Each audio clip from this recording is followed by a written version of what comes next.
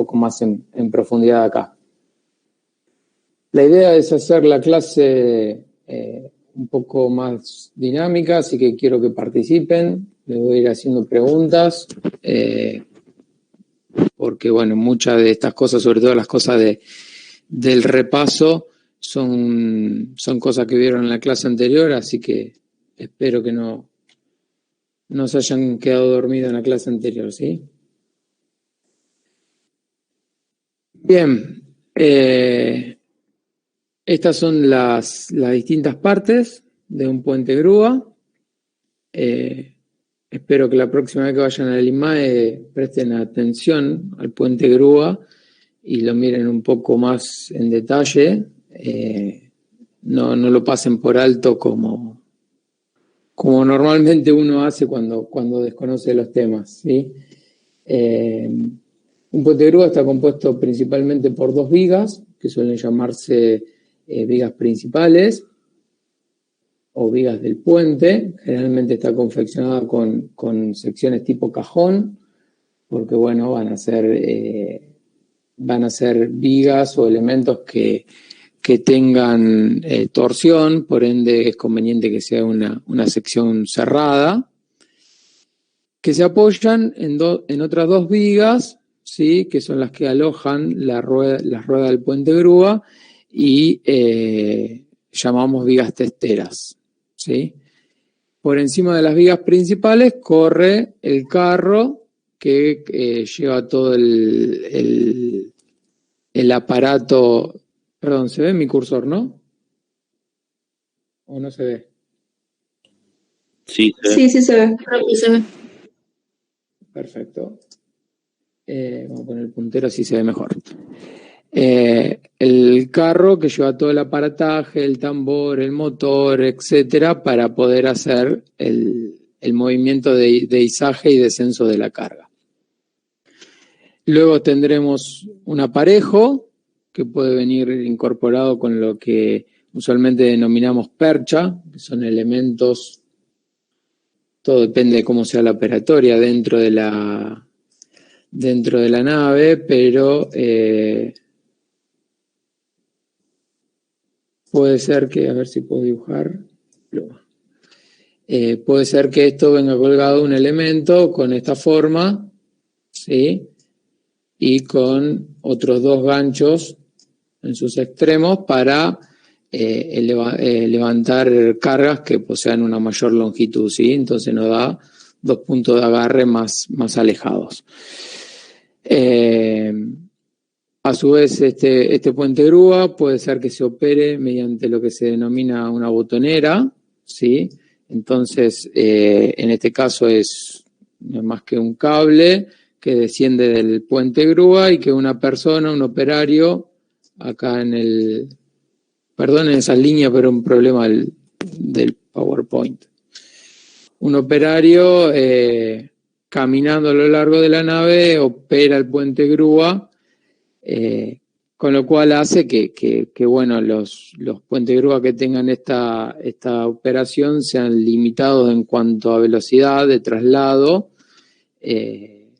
ya que tiene que ser la velocidad adecuada para que una persona pueda seguirlo caminando, ¿no? Hay otros puentes grúa donde es necesario que la operatoria sea más rápida, la operatoria de traslado del puente grúa, entonces ya incorporan una cabina, por lo general que viene colgada acá del puente grúa, con una persona que viene sentada acá adentro y que tiene todos los mandos para mover el puente grúa y bueno, que esa cabina obviamente al estar colgada del puente grúa se va trasladando con el puente, entonces ya la velocidad de traslado no es un limitante. Bien, y finalmente lo que más nos importa a nosotros es la viga carrilera, que es el elemento sobre el que se apoya el riel, sobre el cual corren las ruedas del puente grúa, ¿sí? Esto es muy similar a lo que ustedes conocen de ferrocarriles, o sea, el riel es un elemento que suele tener esta forma, similar a lo que pasa en un ferrocarril. En algunos pueden ser que el riel sea de forma cuadrada y demás, en puente grúa de menores capacidades, pero normalmente tiene la forma que tiene un riel de un ferrocarril. Con la salvedad de que las ruedas de los puentes grúas no tienen, como sí tienen las ruedas de los ferrocarriles, los ferrocarriles tienen una sola pestaña, las ruedas de los puentes grúas suelen tener dos pestañas, de manera de que haga contacto con los rieles de ambos lados del hongo del riel, ¿sí? Bien, esto es una vista en el otro sentido esta es una vista en el otro sentido del puente grúa. O sea, acá se ve la viga testera, esta es la viga principal del puente, y tenemos algunas dimensiones del puente que le solemos colocar una nomenclatura específica, ¿sí? Por ejemplo, la distancia entre rieles de la viga carrilera, entre ejes de rieles de la viga carrilera, es lo que llamamos trocha del puente grúa.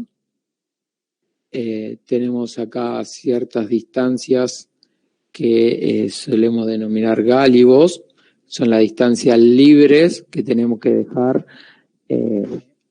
para que el puente grúa en su traslado no se choque con nada, ¿sí? Esto quiere decir que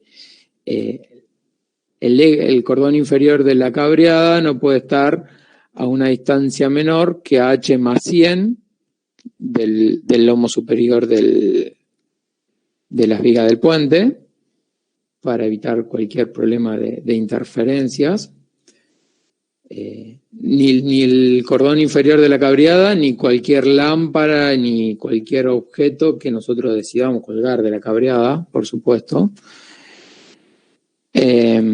Otra distancia importante es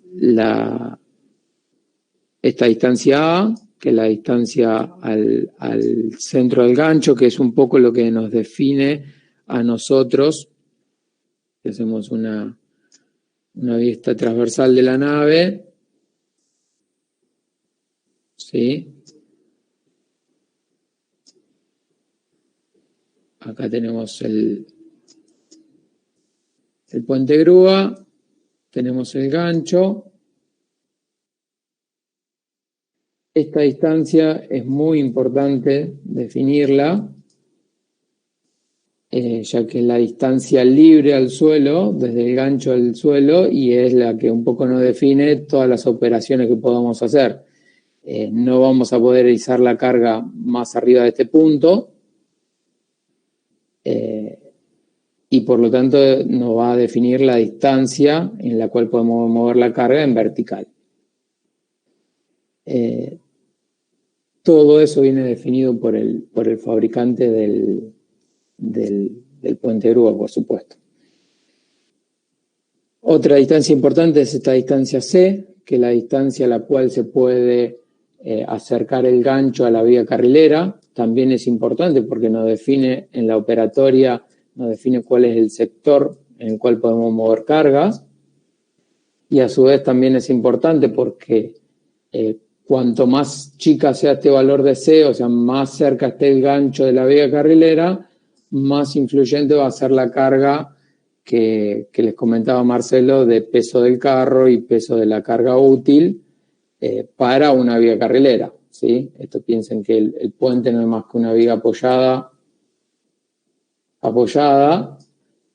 donde esta carga puntual, cuanto más cerca esté del apoyo, más grande va a ser la reacción de ese apoyo, y por ende estas reacciones no es más que la acción sobre la viga carrilera, ¿no? Entonces, cuanto más grande sea la reacción o la acción sobre la viga carrilera, más influyente va a ser sobre el dimensionamiento de la sección transversal del mismo.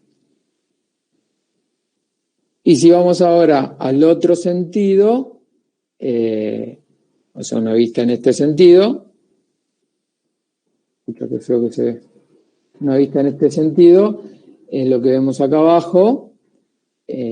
Tenemos las cargas, las distancias esta, la distancia E, que es lo que llamamos, ¿cómo llamamos la distancia E? ¿Alguien se acuerda?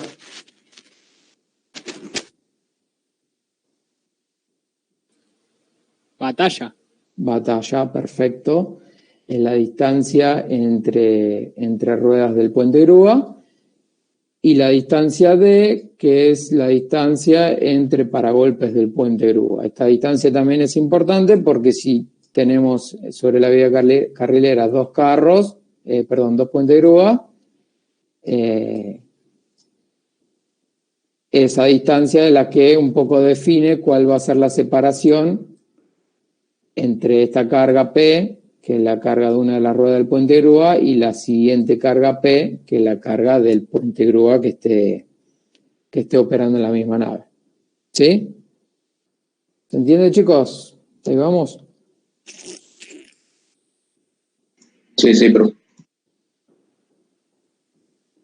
Perfecto. Bueno, si vamos ahora, ¿alguien vio el enunciado ya del TP? ¿Lo estuvieron viendo?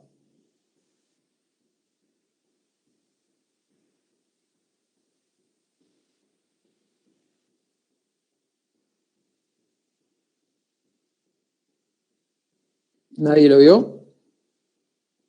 Bueno, vamos a abrirlo. Así.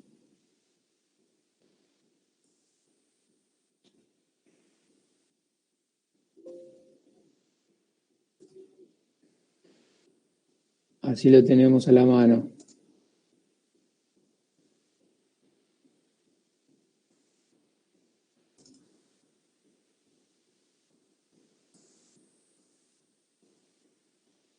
¿Se ve bien ahí? Sí, se ve bien. Bien, estos son los datos que nos interesan a nosotros para el trabajo práctico, ¿sí? Va a ser un puente grúa que va a tener una carga útil de 150 kilonewtons o 15 toneladas, como lo quieran ver. Para que tenga un orden de magnitud, el del IMAE es de 10 toneladas, ¿sí? Esto va a tener una capacidad de un 50% mayor. El peso del carro y del aparejo va a ser de 30 kilonewtons o 3 toneladas. Con eso me refiero a estos elementos, que son los elementos que se mueven, ¿sí? Por sobre la viga del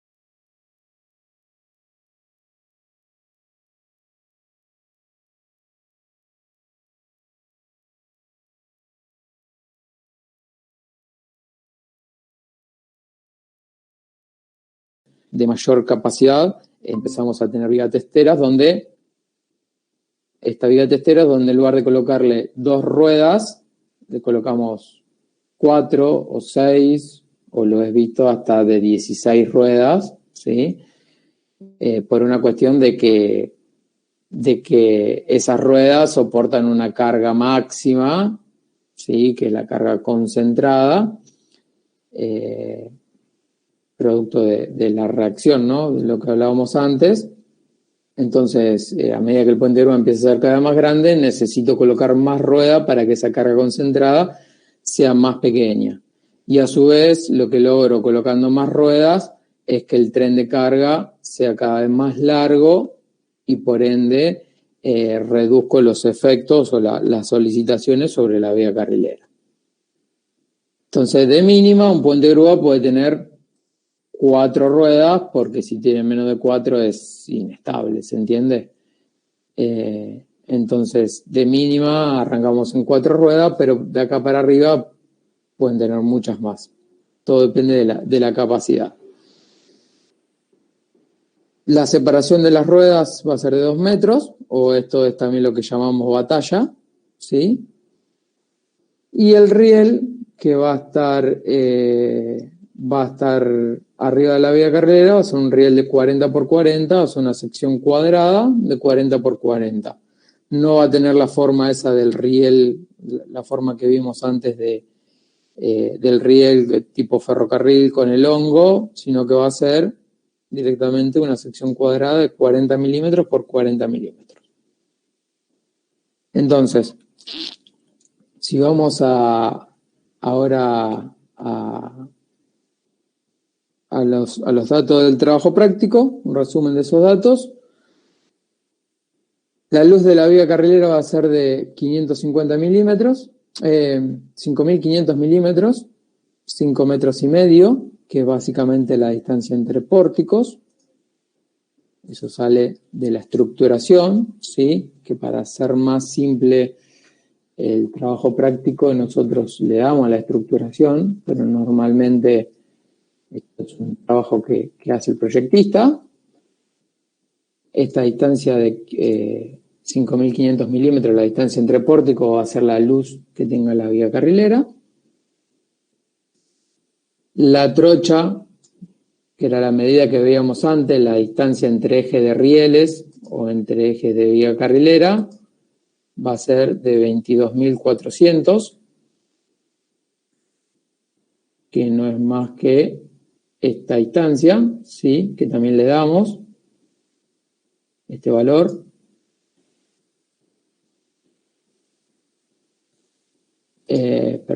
Y la batalla, como dijimos antes, 2.000 milímetros o 2 metros, ¿sí? Repasando, el peso del puente son 90 kilonewtons, el peso del carro y el aparejo 30 kilonewtons, la carga útil 150 kilonewtons. En total, esto nos da un peso de 270 kilonewtons o 27 toneladas. Ahora tenemos que ver cómo repartimos todo esto, ¿sí? En cuanto a las acciones que tienen que tener en cuenta en el dimensionamiento de la vía carrilera, como les anticipó Marcelo, las acciones que pueden tener en una vía carrilera son peso propio de la estructura, acciones térmicas, ¿sí? No es este el caso porque ustedes van a hacer la vía carrilera apoyada, por ende, al ser apoyada es un elemento isostático y no va a estar influenciado por cargas térmicas. Pueden tener cargas de viento, tampoco es este el caso porque va a ser una vía carrilera, un puente grúa que esté operando en el interior de una nave, por lo tanto las acciones de viento la van a tomar el pórtico, junto con el arrastramiento longitudinal, o sea, la estructura externa de la nave. Pueden tener cargas de mantenimiento de pasarela, es el caso de los puentes grúas de grandes capacidades, donde al costado de la vía carrilera solemos colocar una pasarela para mantenimiento de los rieles o mismo del puente grúa. Por lo tanto, ahí debemos prever una carga de operarios circulando sobre esta pasarela de mantenimiento y con sus respectivas herramientas y elementos para hacer el mantenimiento. Luego las acciones del puente grúa, que si bien, como dijimos, el puente grúa tiene un peso propio, el carro tiene un peso propio, se consideran como cargas L, no como cargas de peso propio, ¿sí? Esto es importantísimo. Es un error común que nos hemos encontrado. El puente grúa tiene un peso propio, pero ese peso propio es un elemento que se mueve, por ende lo consideramos como una carga L y no como una carga D. ¿Sí? Importantísimo. Lo que sí consideramos como carga D es el peso propio de la vía carrilera y del riel. Y finalmente, una carga de impacto de los puentes grúas sobre los paragolpes. Ante situaciones de emergencia, puede pasar que el puente grúa, por algún problema mecánico o bien por algún descuido del operario, del gruero, que los puentes grúas se vayan contra los finales de carrera de las vías carrileras y choquen contra los paragolpes. Esa es una carga que en esta materia no le pedimos que analicen, porque es una carga bastante difícil, bastante compleja de determinar, ya que tiene en cuenta energías de impacto y demás, y todo depende también de las tecnologías usadas en los paragolpes y en la electrónica del puente grúa. Entonces es una carga que no es menor, suele ser determinante, pero para el alcance de esta materia no la pedimos.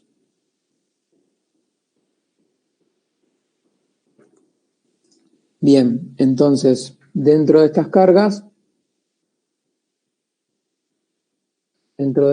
nos quedamos, como dijimos, con peso propio de la estructura, D, y acción del puente grúa, L, ¿sí?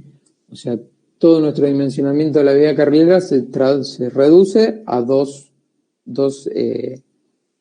estados de carga, D y L. Dentro de D podemos tener diversas cargas en dirección y sentido, ¿sí?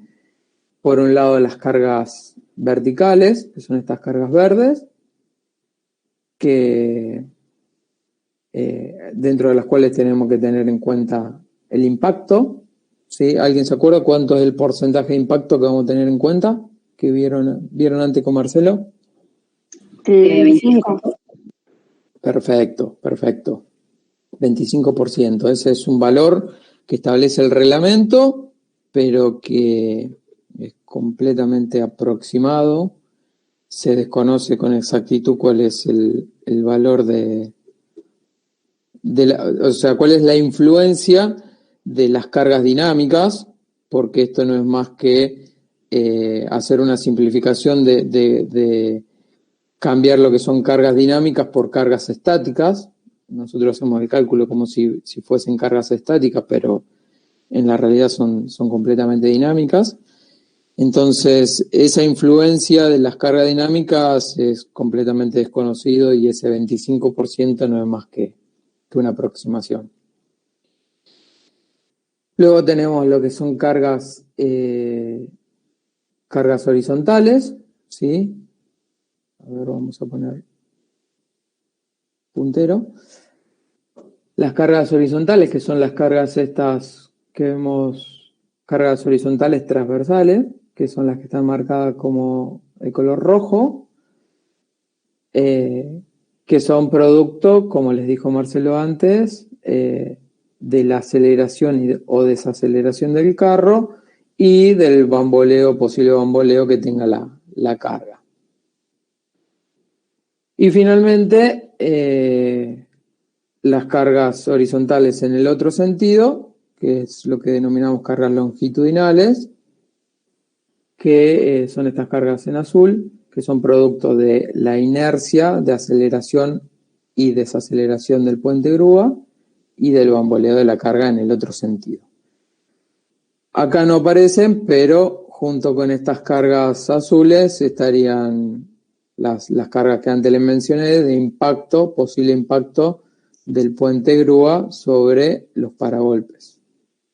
Imagínense que en los finales de carrera de las vías carrileras, para que el puente grúa no se caiga, no haya una posibilidad de que se caiga al suelo, colocamos unos elementos que denominamos paragolpes, que no es más que una estructura con esta forma, donde acá colocamos un amortiguador.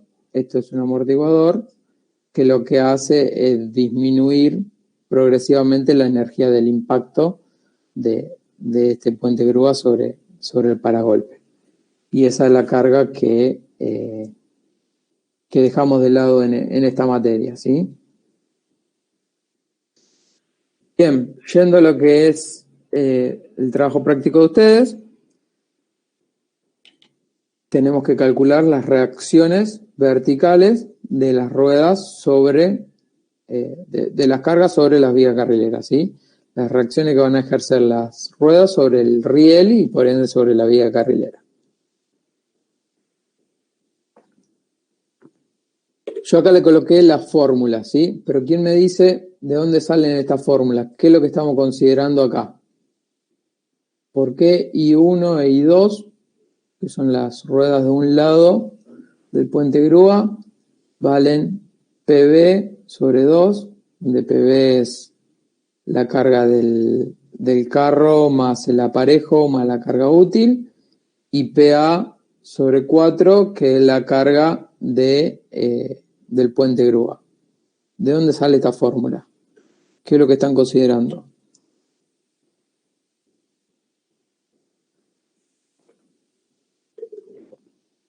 Que el carro está contra una de las vías carrileras. Exactamente, exactamente. En la realidad no pasa esto, porque esta fórmula es una mera simplificación, ya que para que se dé esta fórmula el carro tiene que estar completamente sobre la vía carrilera, ¿se entiende? Sobre la testera. O lo que es lo mismo, esta distancia C que vimos antes tiene que valer 0, ¿sí? Esa fórmula parte de considerar que el carro está acá arriba, con el gancho, el aparejo y la carga útil arriba de la vía carrilera. En sí, eso es físicamente imposible. Ese valor de C no puede ser 0, pero bueno, es una simplificación aceptable para el trabajo práctico. Y lo mismo pasa del otro lado, donde tengo las reacciones mínimas, I3 e I4. Considero que estas reacciones son producto únicamente del peso del puente grúa, ¿sí? Que se divide en 4 ruedas, por eso es sobre 4, pero en la realidad, como dijimos antes, eso no es factible, ya que ante ante este valor de C, que es distinto de 0, yo, al considerar la carga, la viga del puente como apoyada, con una carga P acá, proveniente del carro en su posición, esto es considerando el carro en su posición extrema, ¿sí? La reacción mayor va a ser acá, por supuesto, pero parte de la carga, o sea, una reacción menor, va a venir del otro lado al otro apoyo, que vendría a ser la otra vía carrilera. Por ende, este valor de PB sobre 2 no puede ser, acá no podría ser nulo, pero bueno, de vuelta, por una mera simplificación lo consideramos que el carro está completamente sobre una de las vías carrileras. ¿Se entiende? ¿Hasta ahí vamos, chicos? Sí, se entiende. ¿Qué me falta sumar para las cargas verticales? Que lo vimos antes. El impacto. El impacto, perfecto. Entonces, venimos al reglamento, al 301, ¿sí? En este punto. Acá nos dice el reglamento cuáles son las cargas de impacto que tendremos que considerar. En nuestro caso, estamos en el punto 1, vías carrileras de puente grúas, junto con sus uniones. Tenemos que considerar un 25%. Entonces eso a los fines prácticos no es más que multiplicar estas cargas I1 e I2 por 1,25, o sea, sumarle un 25%, y las cargas I3 e I4 también sumarle un 25%, ¿sí? Y el impacto, ¿bajo qué estados límites considero? Lo tengo que considerar. Estado último. Estados últimos, perfecto, eso es importantísimo. El impacto va solo en estados límites últimos. ¿Cuáles son los estados límites últimos que conocen? De resistencia. Perfecto, sí, de resistencia. Dentro de resistencia, ¿qué consideran? En el cálculo de un doble T, ¿se acuerdan de Metálicas 1?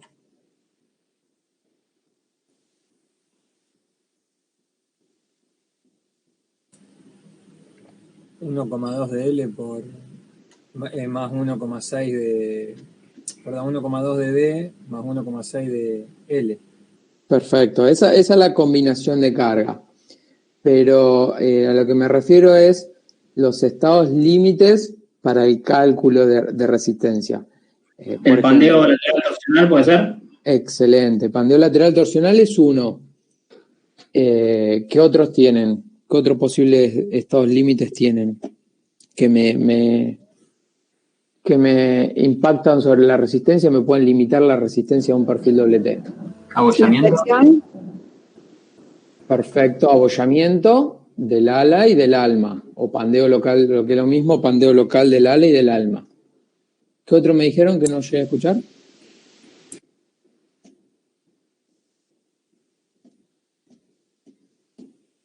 Pandeo global también, a compresión. Pandeo global en el caso de que tengan compresión, excelente, para las cargas longitudinales van a tener compresión. Habría que estudiar la flexión y...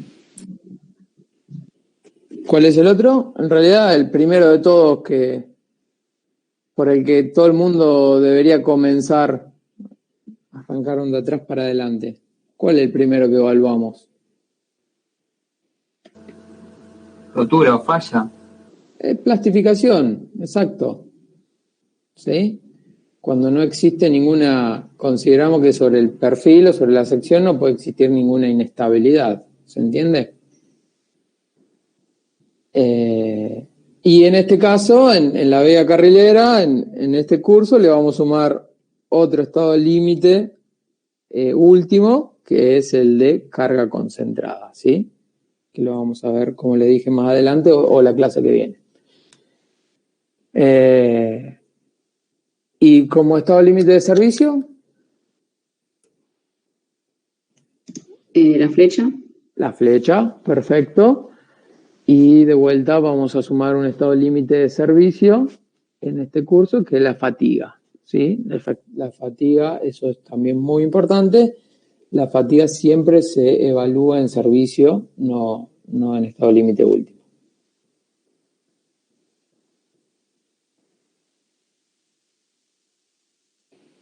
Perfecto. Si vamos a que son las fuerzas horizontales, como dijimos, teníamos fuerzas, las que se denominan fuerzas laterales o transversales a la nave, que van a originar una flexión, si se quiere, en el ala superior y en el ala inferior.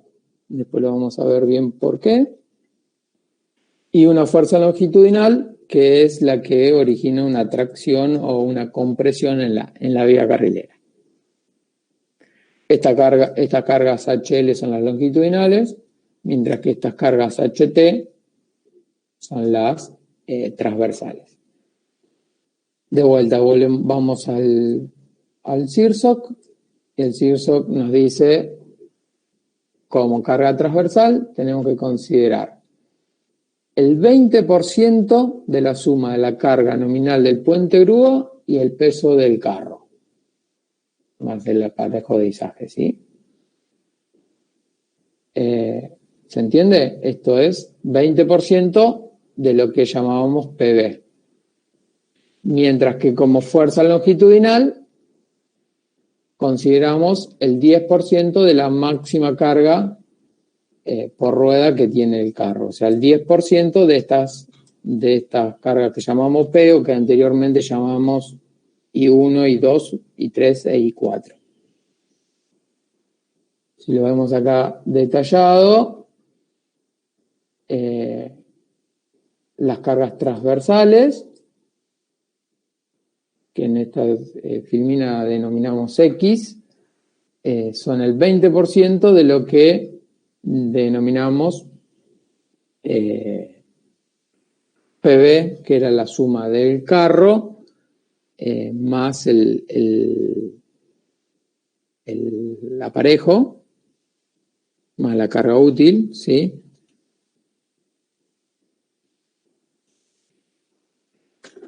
Vamos a ver, perdón.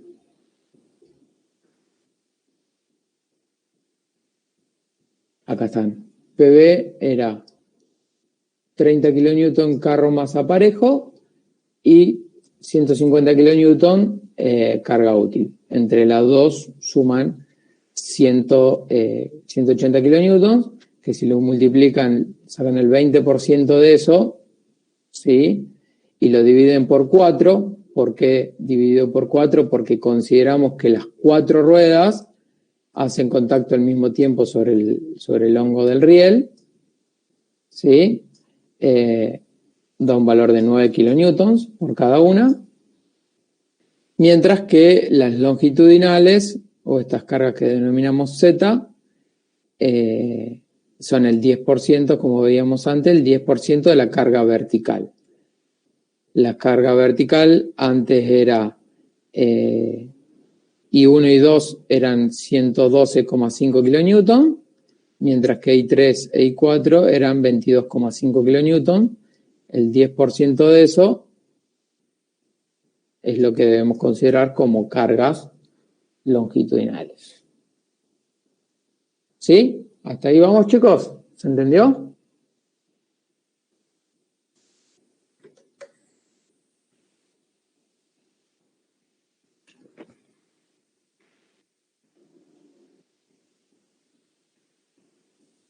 Chicos, ¿se cortó? Sí, profe, se entendió. Bien, sigamos entonces. Combinaciones de carga.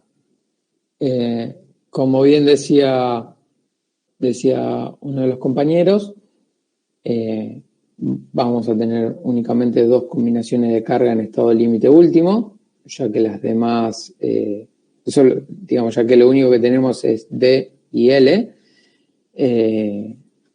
Por un lado podríamos considerar 1,4 de D, pero sabemos que no va a ser relevante porque por las pequeñas cargas de peso propio frente a las cargas de puente grúa. Y por otro lado tenemos 1,2 de D más 1,6 de LR que sabemos que va a ser la relevante. Dentro de esta L tenemos que considerar las cargas P o Y, como lo llamamos antes, las cargas HT o X, que son las fuerzas transversales, y las cargas HL, que son las longitudinales. En el caso de que tengan un solo puente grúa, se considera un puente grúa con impacto, ¿sí? O sea que en esas cargas P tienen que sumar el impacto.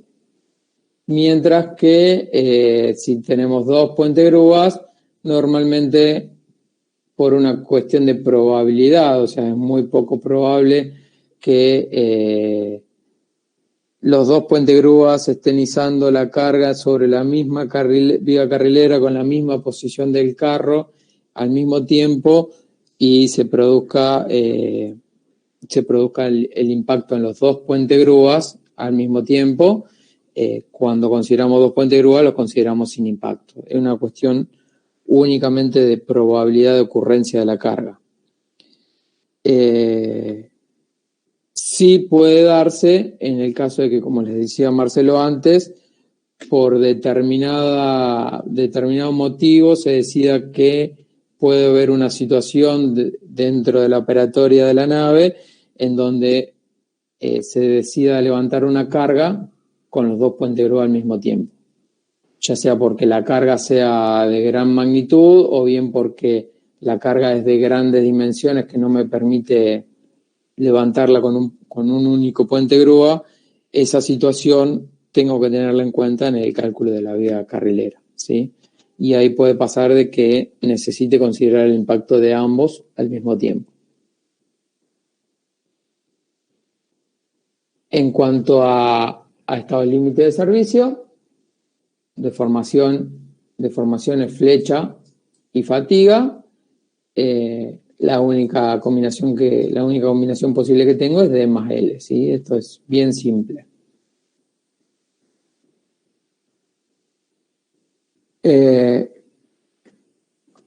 Acá viene un poco el cálculo, digamos, cómo consideramos que es el mecanismo de distribución de las cargas en la sección transversal de la vía carrilera. Digamos, ¿qué es lo que tiene de complejo una vía carrilera o lo que lo hace a que tengamos que pensar en este mecanismo de distribución de cargas? Es el hecho de que existe un momento torsor sobre la vía carrilera, ¿sí? Y básicamente no podemos tomarlo como momento torsor porque la vía carrilera es una sección abierta que tiene rigidez nula prácticamente a torsión. Entonces, esto hace a que busquemos un truco de cómo distribuir la carga y poder tomar esa torsión. ¿De dónde viene la torsión? Bueno, la torsión viene de dos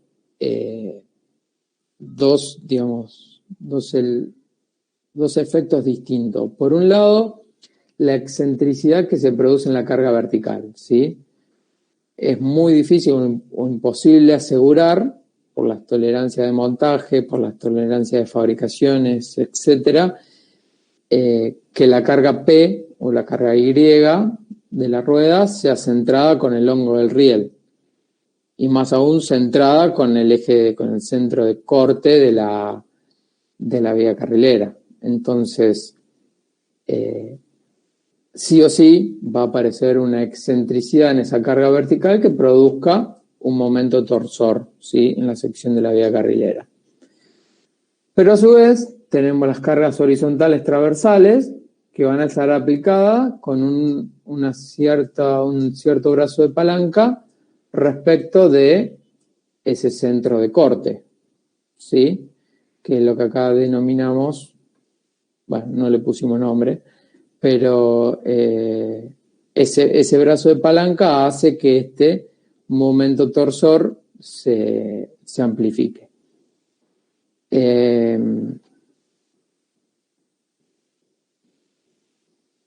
¿Cuánto vale este momento torsor? Bueno, depende de todos estos valores, ¿sí? Y a su vez, sabemos que la excentricidad no podemos asegurar que sea para un solo lado, ¿sí? Sino que la excentricidad tranquilamente podría ser para el otro lado. Así como también la carga de esta HT es reversible, puede ser para cualquiera de los dos lados. Por ende, nos tenemos que poner en la peor situación, que es sumar los efectos de ambas cargas, ¿sí?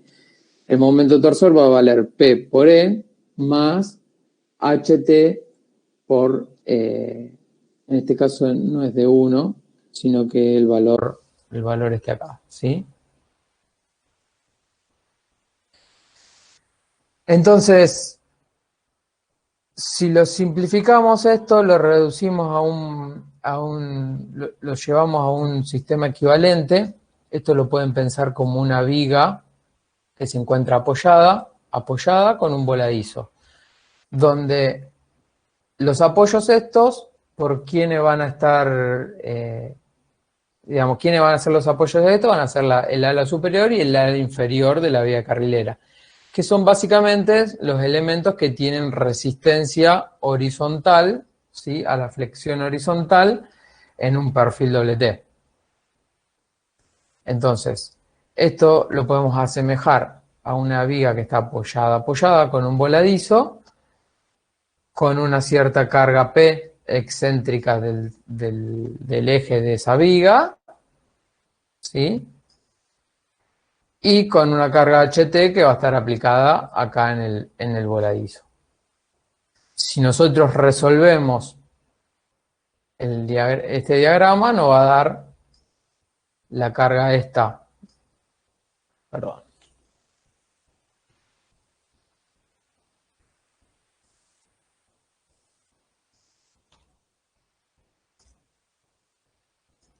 Nos va a dar la carga esta sobre el apoyo superior, que no es más que el ala superior, y la carga esta sobre el apoyo inferior, que no es más que el ala inferior, ¿sí? Entonces, si no se quieren acordar de todo este formulerío, que no es fácil de recordar. Lo que se tiene que acordar que esto se resuelve con este diagrama, ¿sí? Con una viga que está apoyada con un pequeño voladizo, donde este voladizo es la altura del riel, o más que la altura del riel, es este valor de 1, desde el centro de gravedad del ala superior al borde de aplicación de la carga, y donde esta viga tiene una luz igual a la distancia entre centro de gravedad de las alas.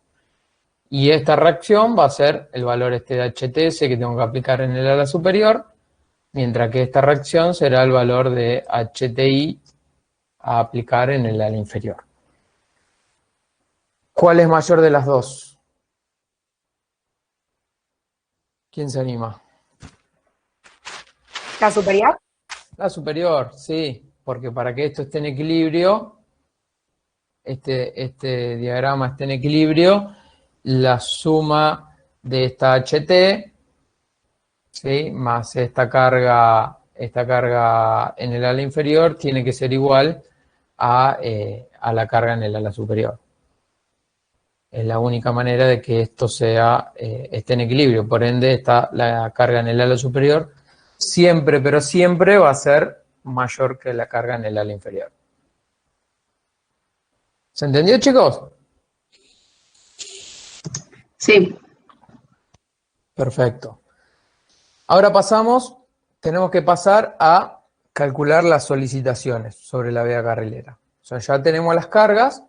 Sabemos que las cargas sobre la vía carrilera están compuestas por un tren de cargas verticales.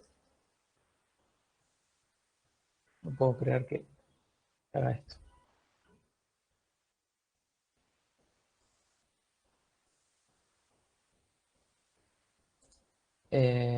Perdón.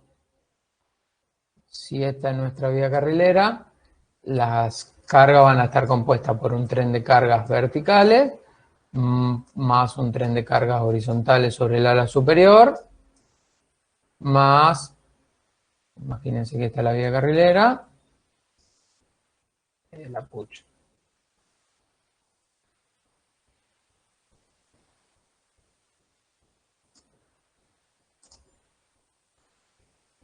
Esta es la vía carrilera, más un tren de carga sobre el ala inferior y un tren de carga longitudinales. ¿Sí? Entonces, esta es una de las siguientes complejidades que tiene una vía carrilera. Ya no es una carga en una posición determinada, sino que estamos hablando de una carga que se puede mover y que se puede encontrarse en cualquier punto, en cualquier parte de la vía carrilera. Por ende, tenemos que buscar la peor situación, en la situación más crítica. Eso es relativamente sencillo cuando tenemos únicamente un tren de carga compuesto por dos cargas, pero que se torna cada vez más complejo a medida que las cargas, el tren de carga tiene cargas de diferente magnitud y con diferentes separaciones, ¿sí? A medida que empiezan a aumentar el número de cargas, bueno, puede que la siguiente carga no esté a una distancia A, sino que esté a una distancia B, más grande o más chica. Y a su vez la siguiente distancia, si tenemos una cuarta carga, puede ser a su vez diferente, una distancia C, que puede ser más grande o más chica que A y que B. Entonces, a medida que pasa eso, se empieza a complejizar el cálculo de las solicitaciones. Y es ahí donde recorrimos hoy en día a un diagrama, a un programa de elementos finitos, ¿sí? Que ahora lo vamos a ver cómo se hace rápidamente. Pero si lo queremos hacer a mano, y es importante que ustedes lo sepan, porque con mucha probabilidad se lo vamos a pedir en los parciales, pero sobre todo para que entiendan el funcionamiento, hay tres posibles situaciones o tres posibles ubicaciones de cargas que nos den los máximos momentos sobre la viga. ¿Cuál de las tres es la determinante? A priori no lo sabemos, tenemos que probar las tres, eso depende un poco del juego entre la luz de la viga, la separación de las cargas y la magnitud de las cargas, ¿sí? Una posible situación es con la máxima carga del tren de cargas, ubicada en el centro de la luz, ¿sí? En este caso estamos suponiendo que tenemos dos trenes de cargas, donde tiene dos cargas distintas, Y1 y Y2, en el caso de usted van a ser iguales, pero en el caso de que fuesen distintas, tenemos que considerar la máxima de las dos en el centro de la luz, y la otra donde caiga, que de vuelta, dependiendo de la relación entre la luz y la separación entre ruedas, puede caer adentro o puede caer fuera de la vía carrilera. Podría darse esta situación.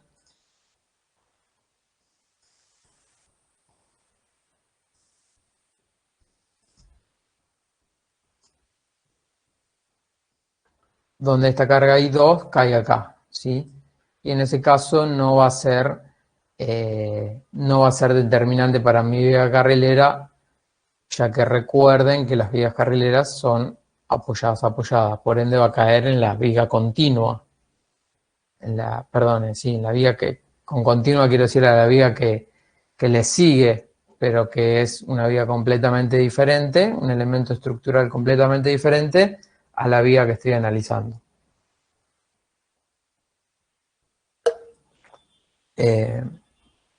Otra posible situación es esta, donde la carga, la mayor de las dos, de vuelta, Y1, en el caso de ustedes, al ser iguales, va a ser cualquiera de las dos, va a estar colocada a un cuarto a una distancia de un cuarto la separación entre ruedas del centro de la viga, ¿sí? Recuerden que esto es A lo divido por 4 y a esa distancia del centro de la viga coloco la carga I1. Y la siguiente, donde caiga, de vuelta. Esta es otra posible situación que me dé el máximo momento. Y finalmente, cuando las dos cargas están centradas, ¿sí? Tengo que evaluar las tres posibles situaciones porque a priori no sé cuál de las tres puede ser la determinante. A todo esto tengo que sumarle o tener en cuenta el peso propio de la viga, ¿sí? Acá tenemos una pequeña complejidad en el sentido de que el peso propio de la viga va a tener su máximo en el centro de la viga. Pero en el caso de esta situación, el máximo momento para las cargas de puente grúa va a estar acá, ¿sí? Va a estar desfasado del punto de máximo momento por peso propio de la viga. A los fines prácticos eso es completamente despreciable. Podemos considerar que ambos están dando en la misma sección y sumarlos, ¿sí? Para simplificar los cálculos. Lo real y lo exacto sería considerar el momento producto de las cargas del puente grúa más el momento por peso propio que se dé en esta sección. ¿Se entiende? Sí, sí. Perfecto. En el caso de dos puentes grúas, la situación es similar. Solo que acá voy a tener 4 cargas. De vuelta, debería considerar esta situación. En el caso de ustedes, va a ser esta única situación porque bueno, ustedes no tienen dos puentes grúas. Pero si los dos puentes grúas fuesen iguales y estas cargas fuesen todas iguales, tengo una sola situación con la máxima carga acá en el centro.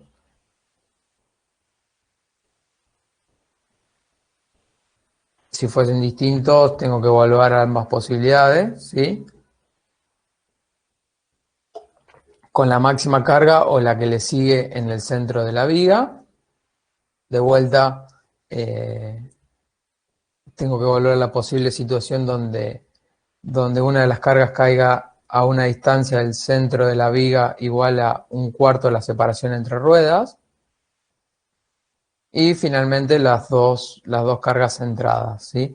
No me tengo que olvidar, un error muy común que suelen cometer es olvidarse de estas cargas. Jamás se tienen que olvidar de estas cargas. Pueden que, como en este caso, caigan afuera de la viga carrilera y no tengan efecto sobre la viga carrilera, pero pueden que no.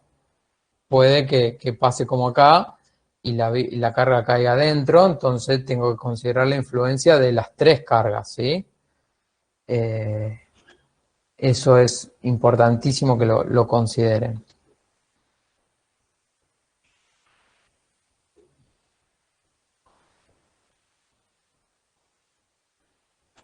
En cuanto a la máxima solicitación por corte, perdón, la situación crítica para conseguir el corte máximo, para calcular el estado límite de corte, bueno, ese se va a dar con una de las cargas sobre el apoyo. Más que sobre el apoyo es considerarla un infinitésimo separada del apoyo, ¿sí? Porque si esa carga yo la pondría sobre el apoyo, la tomaría el apoyo y no estaría sometida a la viga corte. Pero yo lo que tengo que considerar que existe un infinitésimo de separación entre el eje del apoyo y la carga, ¿sí? Entonces la carga pasa por corte y luego se transforma en la reacción del apoyo. Lo mismo ocurre que para el estado de 2 puentes grúas tengo que considerar una carga, la máxima carga sobre el apoyo. De vuelta, no se olviden, jamás se olviden del efecto de las cargas siguientes. O sea, estas cargas siguen existiendo y pueden que caigan dentro de la viga. Entonces, tengo que tener en cuenta su efecto. Si yo quiero hacerlo esto mediante un programa de cálculo, vamos a verlo con el STAAD, que es el que normalmente más utilizan. La mayoría de los programas de cálculo tienen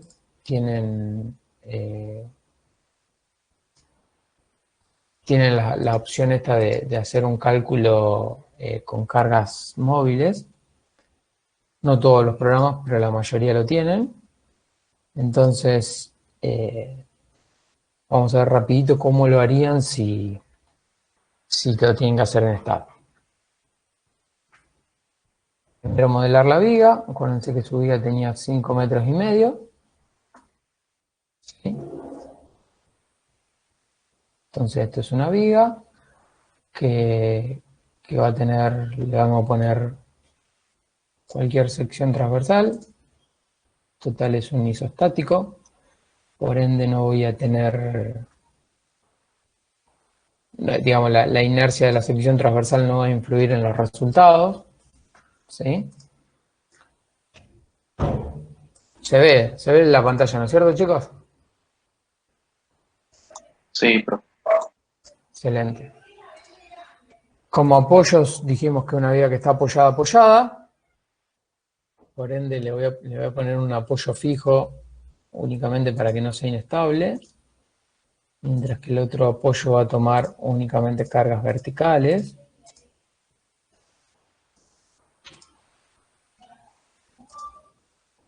¿Sí? Esto también es muy importante que lo tengan presente, porque voy a hacer un dibujo. Si ustedes modelarían los dos apoyos como apoyos fijos, ¿sí? Esta viga parece una tontería, pero deja de ser isostática, ¿sí? Empieza a ser hiperestática. Yo, modelando ambos apoyos como apoyo fijo, estoy impidiendo que la viga se acorte en su longitud. O lo que es lo mismo, le estoy diciendo a la viga que a los apoyos que pueden tomar estas dos fuerzas, ¿sí? estas dos fuerzas horizontales, pueden aparecer estas dos reacciones. Si yo le digo que pueden aparecer esas dos reacciones, imagínense en el caso hipotético de una viga que se deforme mucho, ¿sí? Si pueden aparecer esas dos reacciones, esta viga no se podría, digamos, todo apoyo no se podrían juntar porque son fijos, y esta viga que tiende a alargarse porque se flecha, haría que aparezcan esfuerzos de compresión en la viga. ¿Se entiende? Cosa que es irreal. Esta viga tiene perfectamente permitido esta deformación, esta flecha, por la configuración de sus apoyos. Entonces, esto hace que esto se junte, ¿sí? Que exageradamente la viga, si yo la dibujo en verdadera magnitud, haga esto, ¿sí? Por lo tanto, perdonen el dibujo, pero es bastante difícil. Por lo tanto, esta distancia se acorta, en la realidad se acorta, mientras que si yo lo modelaría como dos apoyos fijos, le estoy diciendo al programa que esa distancia no puede acortarse, y por ende, para que esa distancia no se acorte, tiene que aparecer una solicitación de compresión sobre la viga, ¿sí? O de tracción más que de compresión. ¿Se entendió? ¿O lo explicamos de vuelta? Sí, profe. Entonces, muchas veces lo he visto que por facilidad o por hacerlo más rápido colocan dos apoyos fijos, y la realidad es que están cometiendo un error. Bien, y si finalmente vamos a crear esa carga móvil, lo primero que tienen que hacer es definir lo que llama un vehículo, ¿sí? Un tren de cargas. Entonces vienen acá cargas, definiciones, vamos a definir un tren, agregamos un tren de carga, tienen un instructivo de todo esto, así que no se preocupen. Pero bueno, esto es muy sencillo, le colocan un número al tren de carga, le ponemos 1, porque en este caso es el primero, y colocan los valores de las cargas, que en su trabajo práctico habíamos visto que para el estado límites último, esas cargas valían 140,6 kilonewton. Y estaban separadas, ¿alguien se acuerda cuánto estaban separadas? 2 metros. 2 metros, perfecto. Entonces son dos cargas iguales de 140 kilonewtons, separadas a una distancia de 2 metros. Lo agregamos. Y ahí se agregó lo que es un tipo de tren de cargas. Ahora lo que tengo que hacer básicamente es asignarle ese tren de carga como carga a la viga carrilera. ¿Qué es lo que hace STAT para simular un movimiento de una carga? Es generar muchas cargas separadas, o sea, muchas cargas discretas que están separadas una distancia X que yo le puedo decir, ¿sí? O sea, lo que hace no es mover el tren de carga, sino que yo puedo generar tantos trenes de carga como quiero, donde simulo que la carga se va moviendo. Ahora vamos a ver cómo. Entonces lo que tengo que hacer es, ahora sí, irme acá, agrego un tipo de carga, acá tengo que venir a generación de cargas, ¿sí? Y tengo que decirles cuántas cargas quiero agregar. Básicamente, cuántas cargas quiero agregar va a ser producto de decir, bueno, yo el tren de carga va a arrancar desde el apoyo inicial y quiero que llegue al apoyo final para barrer todas las posibles situaciones, ¿no es cierto? Entonces, le puedo decir al programa para no perderme ninguna posible situación de que la carga se vaya moviendo con escalones de 10 centímetros. Entonces, si yo tengo una viga de 5,5 metros y la muevo en escalones de 10 centímetros, necesito básicamente 55 estados de carga para yo poder barrer todas las posibles situaciones a lo largo de toda la viga. Entonces genero un estado de carga con 55 estados de carga, ¿sí? Ahora a esa generación de estado de cargas le tengo que decir cuál es el tren de carga que yo quiero considerar, ¿sí? Porque tranquilamente puedo tener más de uno.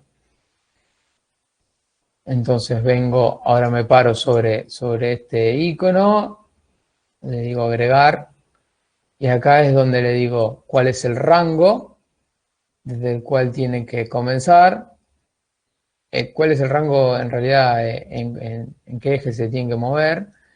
Esto déjenlo así, por defecto. ¿En qué punto tiene que comenzar? Yo le voy a decir que tiene que comenzar en el 0, 0, básicamente porque yo a este nodo le di coordenadas 0, 0, 0, 0, 0.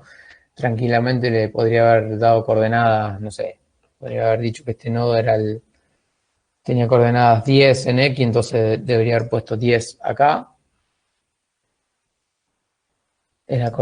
Básicamente las coordenadas del nodo que tiene que arrancar y los incrementos. Yo le tengo que decir que en el eje X quiero que se mueva en escalones de 10 centímetros. Y lo agrego. Entonces ahí básicamente lo que hizo fue generar el tren de carga, ¿sí? Donde la carga inicial va a arrancar en el nodo inicial que yo le dije y la carga siguiente a una separación de 2 metros, que es la batalla del puente grúa. Si ahora vamos a correr esto como una estructura convencional de las cuales ustedes están acostumbrados.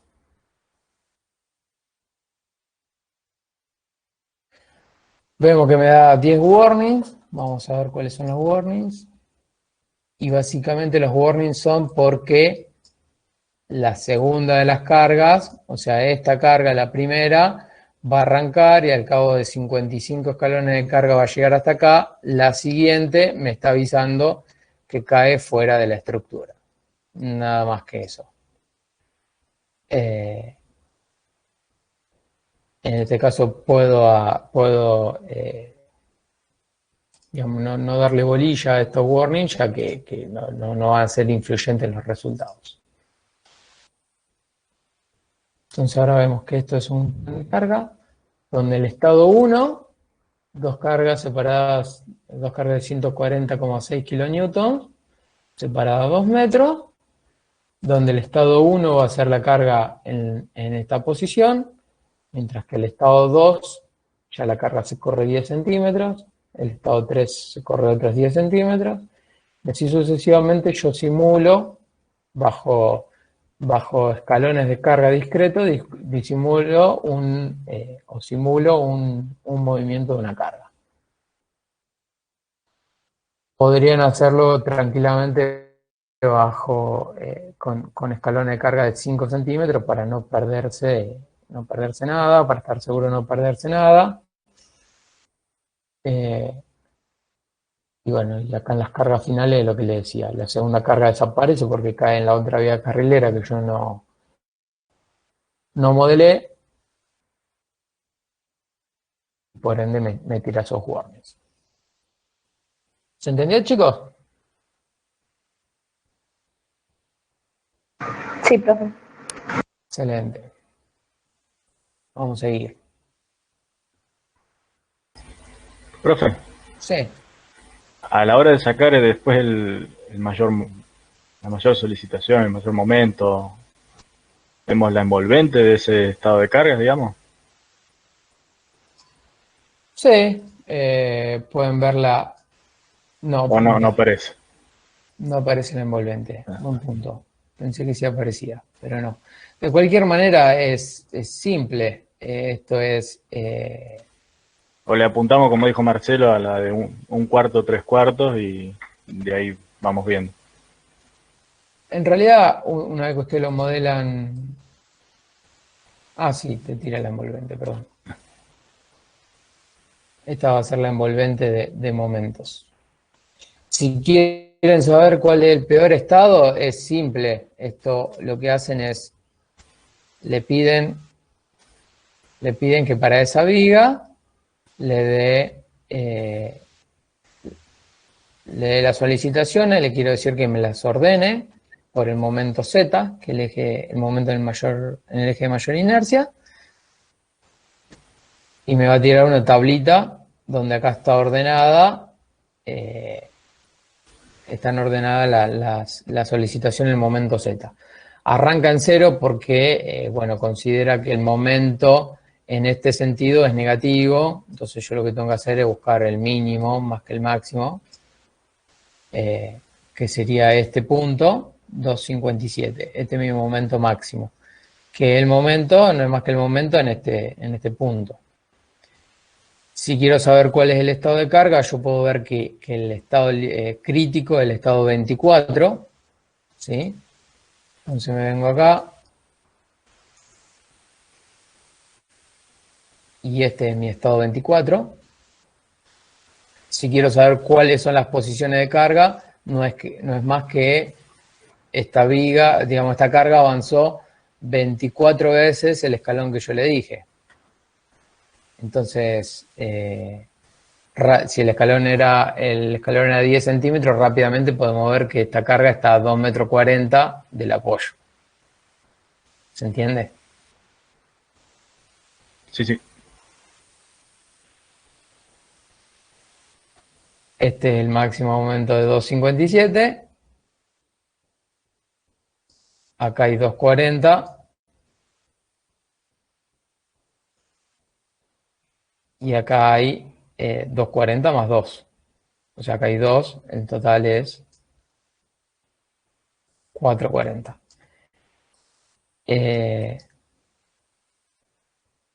Acá, perdón, 4,40. Acá tengan cuidado que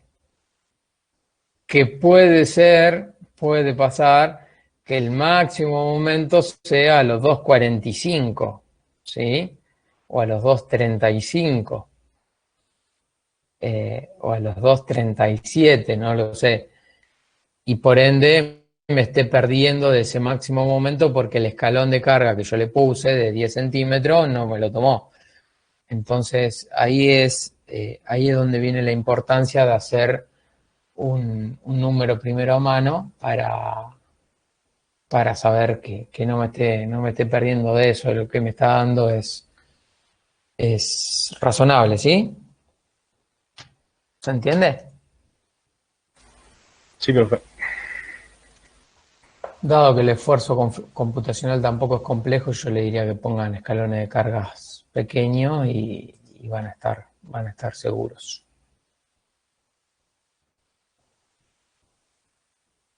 ¿Sí? ¿Seguimos? ¿Se entendió? Sí, sí, por mi parte sí. Bien. Si alguno tiene alguna duda, no duden en interrumpir, chicos.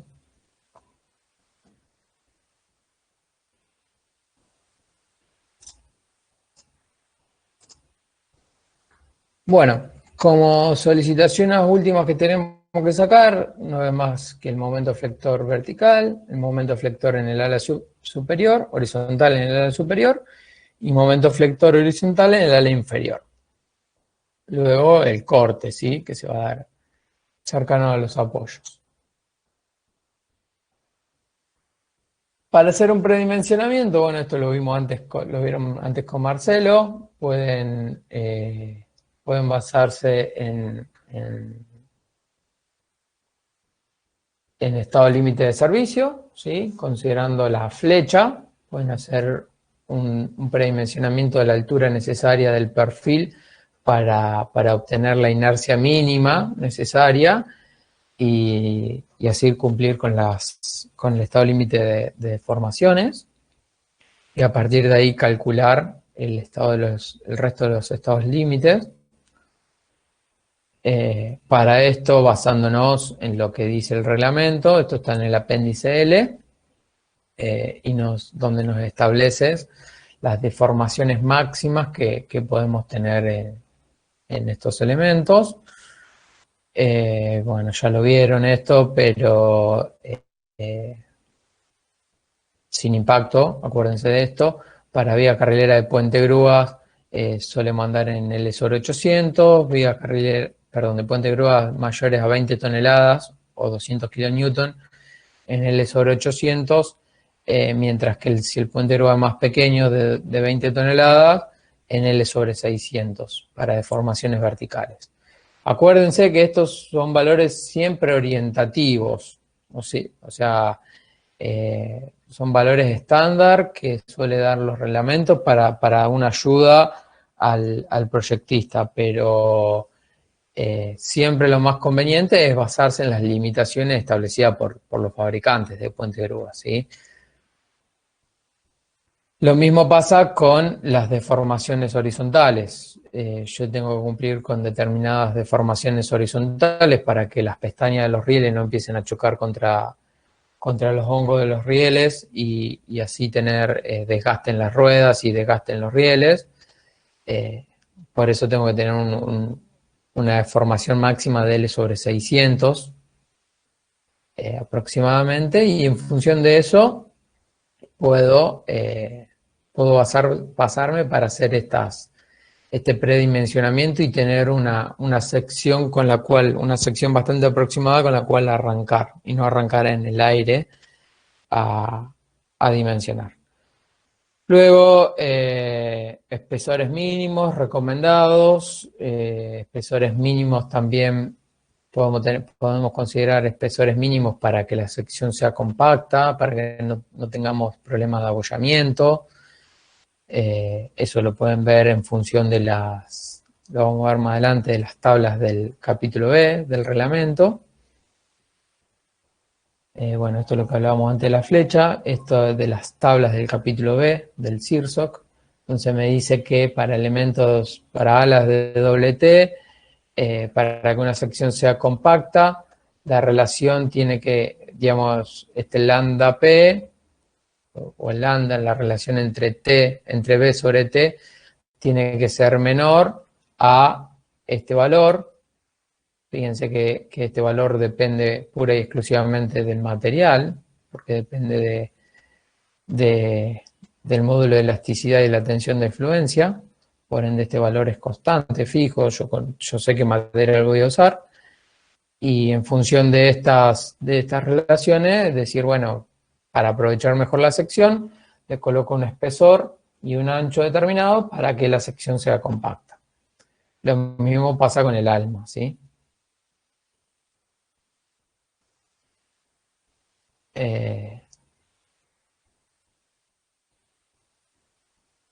Bueno, esto es un poco lo mismo.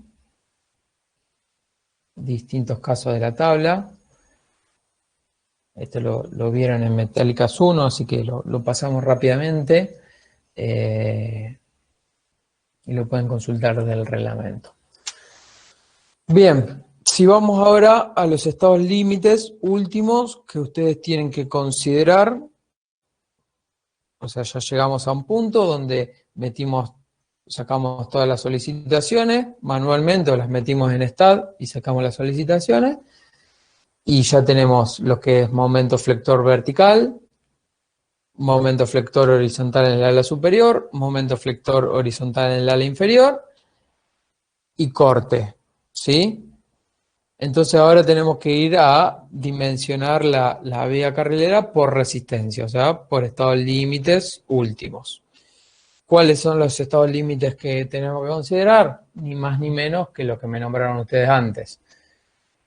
Arrancamos por el momento plástico, ¿sí? Recuerden que este momento plástico era producto de la tensión de fluencia por el módulo plástico, por el Z, que no debe superar en ningún caso 1,5 veces el momento elástico, ¿sí? Por una cuestión de deformaciones. Todo esto está en el reglamento, capítulo F. Luego tienen que considerar el pandeo lateral torsional, donde LB en este caso es la luz de la viga, en el caso de ustedes, porque no tenemos ningún elemento que arriostre la viga en un punto intermedio.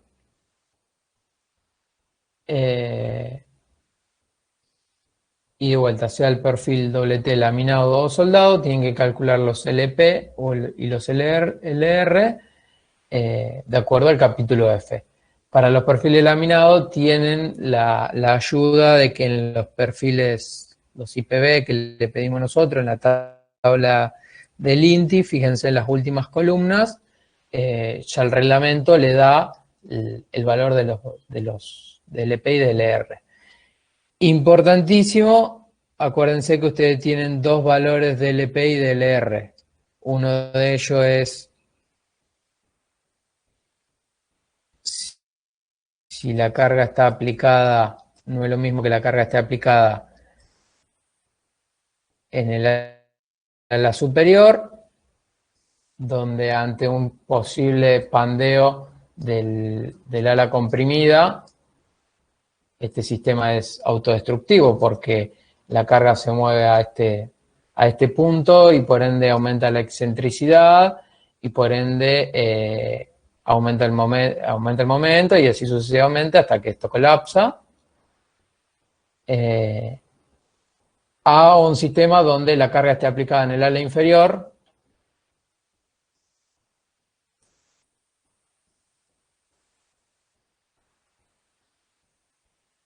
donde esa carga es básicamente es beneficiosa porque si yo tiro desde abajo, el ala que está comprimida tiende a enderezarse, ¿sí? Y no es autodestructivo como en el caso de la carga en el ala superior. Entonces los valores de LP y LR difieren según el caso. ¿Cuál es el caso de ustedes? ¿Qué piensan?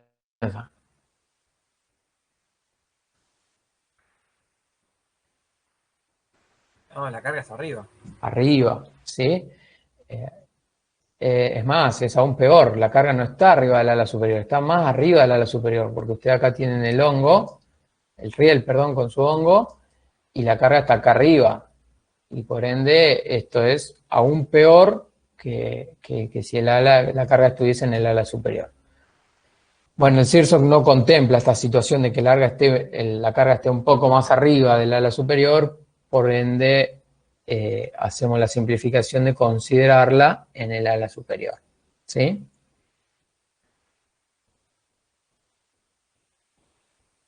Y de acá sacamos lo que es el momento crítico para pandeo lateral torsional. De lo que veníamos diciendo antes, pandeo local del ala comprimida, pandeo local del alma, plastificación y pandeo lateral torsional, ¿cuál va a ser el crítico? ¿Qué les parece?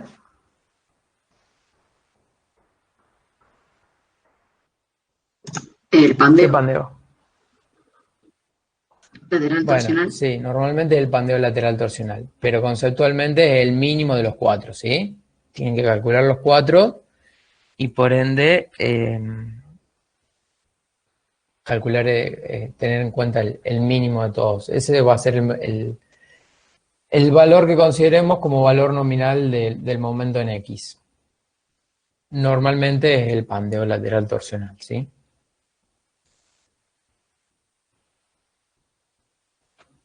Luego, si vamos a calcular la resistencia a lo que son las cargas horizontales, recuerden que ustedes tienen una carga horizontal en el ala superior y una carga horizontal en el ala inferior.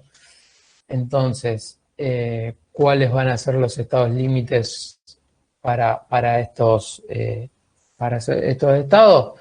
Bueno, básicamente pandeo local del ala o abollamiento y momento plástico. ¿Vamos a tener acá pandeo lateral torsional? ¿Qué piensan?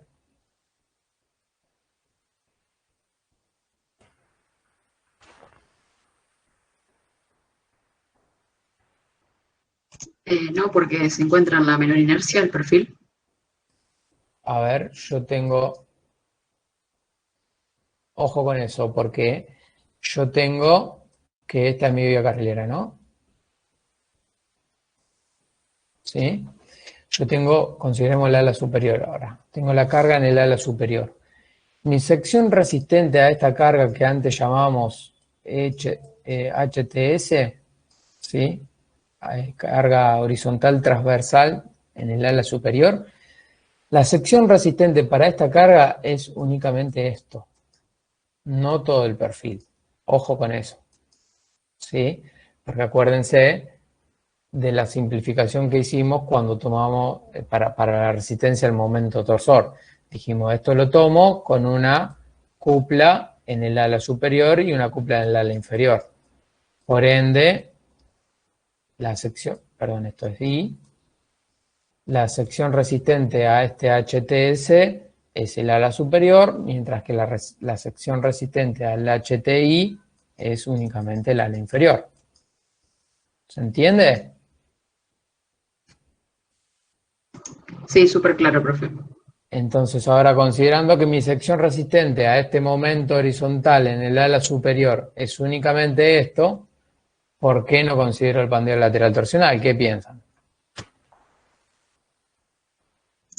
Puede ser que porque no tiene ambos extremos vinculados. ¿Por qué tiene? Porque tiene un extremo libre, digamos. No, ojo, yo coloco vinculaciones, todavía no vimos los detalles de vinculaciones en los apoyos, pero básicamente yo tengo en los extremos donde se encuentra la columna, donde se encuentra el pórtico, yo tengo que colocar elementos acá que vinculen el ala superior para poder tomar la reacción de esta carga y tengo que colocar acá elementos que vinculen el ala inferior para poder tomar esta carga, ¿sí? La vía carrilera horizontalmente, o mejor dicho, el ala superior horizontalmente y el ala inferior horizontalmente, también son elementos que se encuentran apoyados o apoyados, con la misma luz, 5 metros y medio. Claro. ¿Entiende?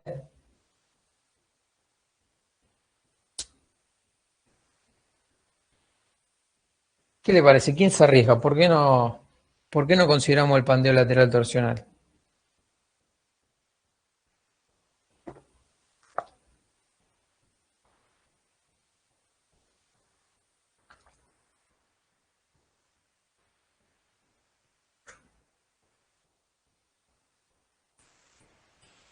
Yo digo que por estar unidas al alma no se pueden, no pueden manifestar justamente ese pandeo.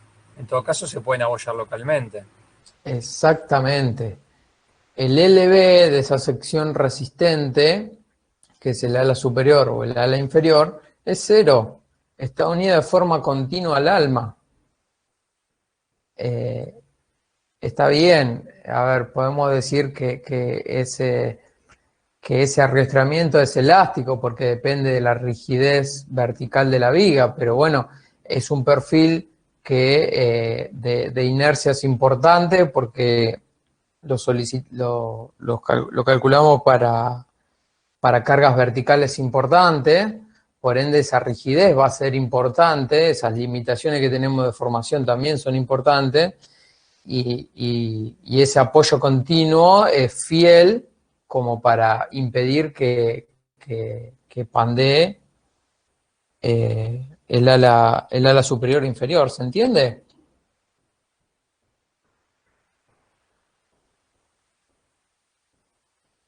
Sí, se entiende, profe. De ahí es que mi único dos estados límites de resistencia son el momento, el pandeo lateral, el pandeo local del ala y el momento plástico. ¿Sí?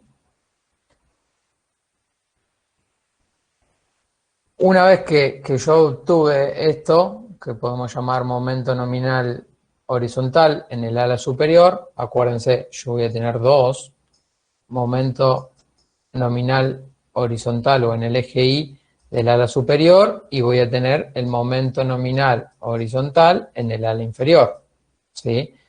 En el caso de ustedes, como la viga es doblemente simétrica, estos dos momentos van a ser iguales, porque el ala superior es igual al ala inferior, pero pueden no serlo, tranquilamente pueden no serlo.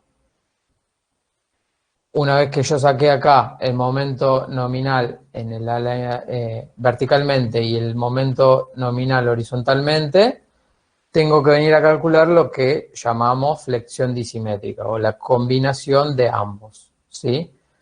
Hago el momento último, o sea, la solicitación vertical, dividido la resistencia o el momento de diseño vertical, que no es más que el momento nominal multiplicado por el coeficiente de minoración de resistencia, más la solicitación última horizontal, dividido la resistencia horizontal. Acuérdense, de vuelta, esto ustedes lo tienen que hacer para el ala superior y lo tienen que hacer para el ala inferior. O sea, esto lo tienen que hacer dos veces. Donde acá coloco el momento último en el ala superior con la resistencia en el ala, perdón, la resistencia en el ala superior, o coloco el momento último en el ala inferior con la resistencia en el ala inferior. ¿Se entendió, chicos?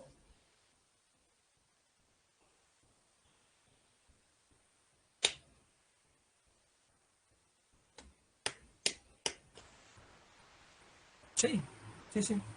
Perfecto. Ahora dígame si se entendió cuál va a ser, para el caso de ustedes donde la viga es doblemente simétrica, cuál va a ser el limitante. ¿El ala superior o el ala inferior? ¿Cuál va a ser el crítico? El superior, ¿no? ¿Por qué? Por lo que habíamos hablado de que, en el caso antes, de que como iba a estar a compresión el alma, iba a tener el peor pandeo torsional. ¿Tiene pandeo lateral torsional para... No, el ala no. Pandeo lateral torsional para la flexión vertical, ¿sí? Que esa es la misma, sea en el ala superior o en el ala inferior. Puede ser porque la carga es mayor Exacto. en el ala superior. Exactamente. La carga es mayor en el ala superior que en el ala inferior. Lo que veíamos acá. ¿Sí? Esta carga, dijimos que iba a ser mucho más grande que esta carga en el ala inferior. ¿Se entiende?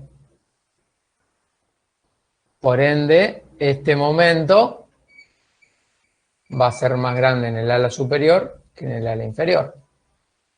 Y la resistencia dijimos que iba a ser la misma, porque si hacemos la sección doblemente simétrica, tenemos la misma sección arriba que abajo.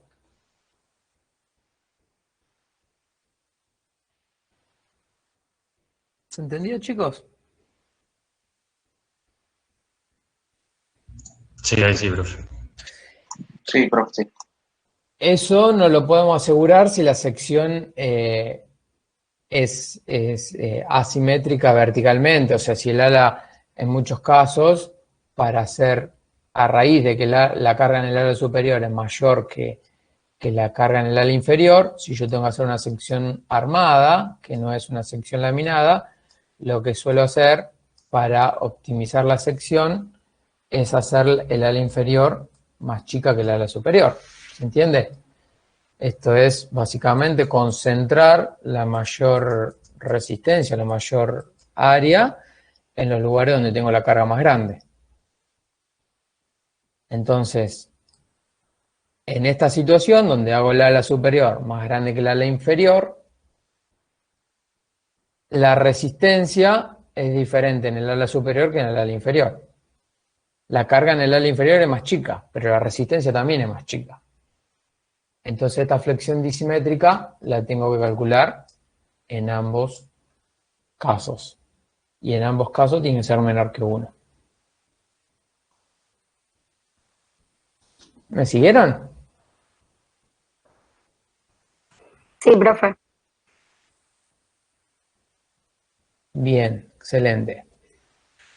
Bueno, en cuanto a corte, esto es, el corte generalmente no es determinante y esto es todo formulerío que lo pueden ver en el reglamento.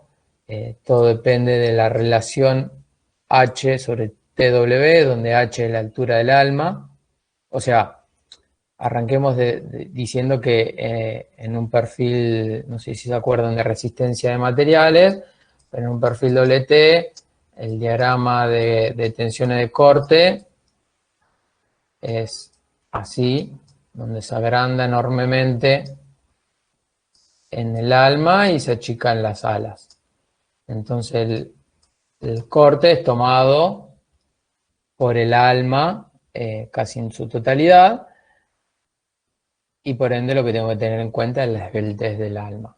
Entonces, de acuerdo a la relación entre la altura del alma y el espesor del alma, es donde yo debo entrar, ¿sí? En este caso o en este caso. Y de acuerdo a eso voy a tener mi resistencia a corte. Todo esto lo tienen en el apéndice F, ¿sí? Y bueno, ahora deberíamos arrancar. Me pasó un poco de horario. Vamos a dejar esto de cargas Emma. concentradas. Sí. ¿Me escuchás, Emma? Sí, te escucho. Me parece que estaría bien cortar acá porque, digamos, ya si no son demasiados temas para la primera clase, seguimos la clase que viene. Bien, dale. Arrancamos con estos temas que son nuevos la clase que viene. Perfecto. Un último comentario. Los grupos están subidos al Dropbox, compartidos con alumnos en la parte de enunciados de TP. En la primera de las carpetas hay un archivo que se llama grupos. Bueno, ahí ya tienen cada uno claramente designados quiénes son sus compañeros. Acá está. ¿Se ve?